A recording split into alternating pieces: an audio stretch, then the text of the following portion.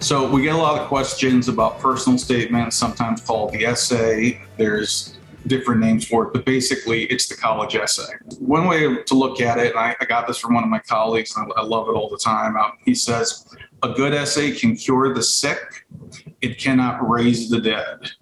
And I think that's a really good way to look at it. So again, if we have a student who's kind of on that borderline, that the essay can really be something that kind of puts them over the top. I have had essays that made me laugh. I had essays that made me cry. I had essays that inspired me.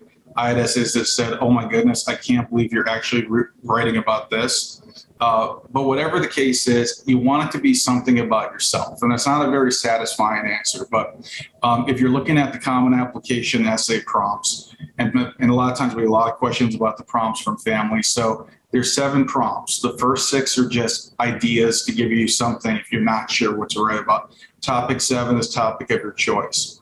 It doesn't matter which prompt you picked. It really, really doesn't matter which one. But whatever the case is, it's a story about you. It's something that they're learning. So I used to say, as an admissions officer in my territory, it's almost like when I read your essay, it's like you're sitting across the desk from me, and I say, okay, like, tell me about yourself. And you go, all right, this one time. And those can be some very compelling essays just because, like, those are just something that's interesting about you. And if you're looking for ideas, one exercise that I have students do is if you actually take the Common App essay prompts and just 2 or 3 bullet points on how would you answer those questions. So sometimes we get asked questions about what topics are probably, either cliche or avoidable. And I would say this, like, there's a lot of, I tore my ACL, or some other injury and how they overcame it.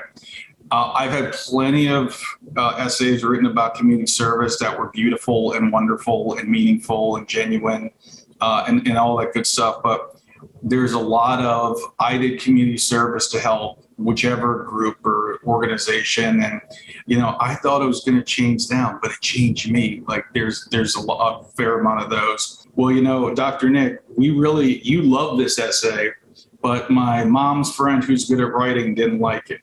Or my aunt who's an English teacher didn't like it, or what have you, or my friend didn't like it.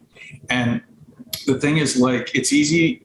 I always say to students, it's kind of like we go to the same movie. We both might like the same movie for different reasons, but we like them for different reasons. So it's a subjective piece of writing, but I would say a couple of key figures. Your consultant's a great place to start, maybe an English teacher at school, but after that, I'd probably leave it there.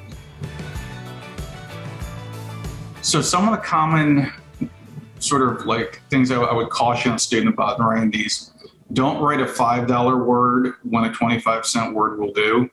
And I think a lot of times, and it's especially parents, when they get involved, frankly, this happens too.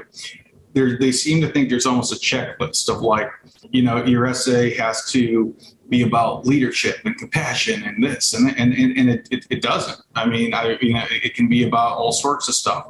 But the fact is, you want it to be something where you want to show, don't tell. So what we mean by that is, I would say, nouns and verbs communicate more than adjectives do. So you can say, I'm compassionate, I'm hardworking, I'm resilient, I'm this, but how is that evidence? How do you show that you actually are those things? That's some of the common things that come up. The other thing I would say is like trying to write in a voice that doesn't sound like any way a teenager would talk.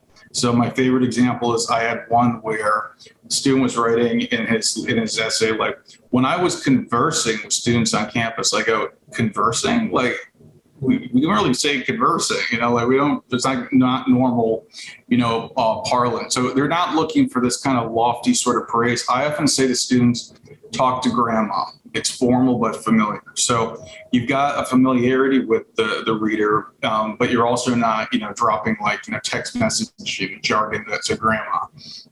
That tends to give a very authentic voice to what you're saying.